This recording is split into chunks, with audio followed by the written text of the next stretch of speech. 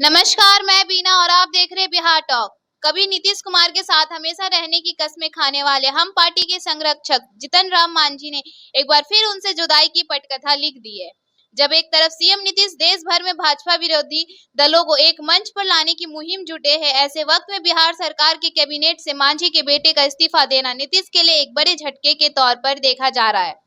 अगर मांझी की track record को देखा जाए तो ये एक सामान्य प्रक्रिया नजर आती है। ऐसे इसलिए क्योंकि मांझी अपने 43 साल के सियासी करियर में 8 बार पाला बदल चुके हैं। अब 9वीं बार वे तैयारी कर रहे हैं। हालांकि वे किधर जाएंगे ये अभी साफ नहीं है। महागठबंधन से अलग होते हैं तो एनडीए इसका विकल्प होगा।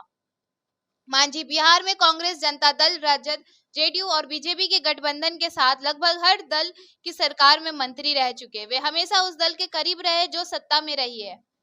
आइए आपको बताते हैं कि मांझी ने कब कब पाला बदला है। बात 2014 की है। लोकसभा चुनाव में नीतीश कुमार की पार्टी बुरी तरह हार गई। हार की जिम्मेदारी लेते हुए नीतीश कुमार ने सीएम पद से इस्तीफा दे दिया। उन्होंने अपनी ही पार्टी के जीतन राम मांझी को सीएम बनाया। मांझी मुसहर समाज से सीएम बनने वाले वे राज्य के पहले नेता थे। कुर्सी से हटने के बाद भी वही होता जो नीतीश चाहते। ट्रांसफर पोस्टिंग तक में भी उनकी ही नहीं चलती। मुख्यमंत्री बनने के 8 महीने बाद मांझी नीतीश पर हमलावर हो गए। आरोप लगाया उन्हें रबर स्टाम्प की तरह इस्तेमाल किया जा रहा है। मांझी कुछ सभाओं में कहते रहे कि वो रबर स्टाम्प नहीं है। मांझी में बगावती सूर को देखते हुए फरवरी 2015 में नीतीश कुमार ने उन्हें सीएम पद से हटा दिया। आरजेडी सुप्रीमो लालू यादव के सहयोग से फिर सीएम बन गए। मांझी ने नई पार्टी बना ली।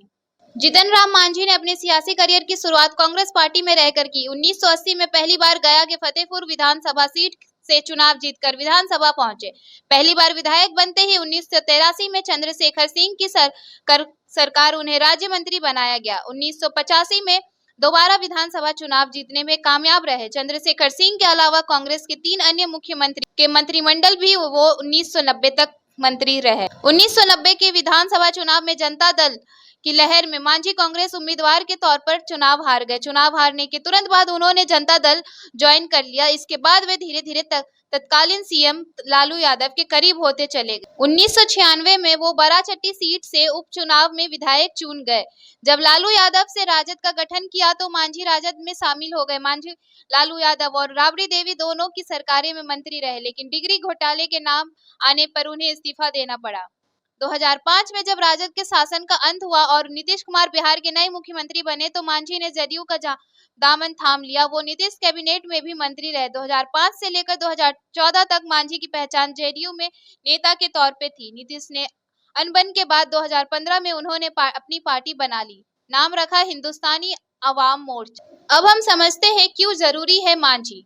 बिहार में महादलित के लगभग 2% वोटर्स है। इसी वर्ग से मांझी भी आते हैं। खासकर गया के जिले में उनकी इस वोट बैंक पर खास पकड़ है। पिछले कुछ वर्षों में उन्होंने इसका विस्तार बिहार भर में करने की कोशिश भी की है, लेकिन कामयाब होते नहीं दिखे। पॉलिटिकल एक्सपर्ट्स कहते हैं कि जीतन राम मांझी का भले कोई बड़ा जनाधार ना रहा, लेकिन परसेप्शन के हिसाब से वे काफी महत्वपूर्ण है, क्योंकि मजबूरी में ही सही है वे बिहार के सीएम रह चुके हैं। आपको बता दें कि साल 2020 के विधानसभा चुनाव में वे गया जिले की इमामगंज सीट से 15,000 वोटों से जीते थे। उनके बेटे और 2 अन्य ने भी हम के टिकट पर 2020 का विधानसभा चुनाव जीता था। यानी मांझी के पार्टी के विधानसभा में 4 विधायक है। मांझी की पार्टी का वोट शेयर लगभग 2 से 3% है।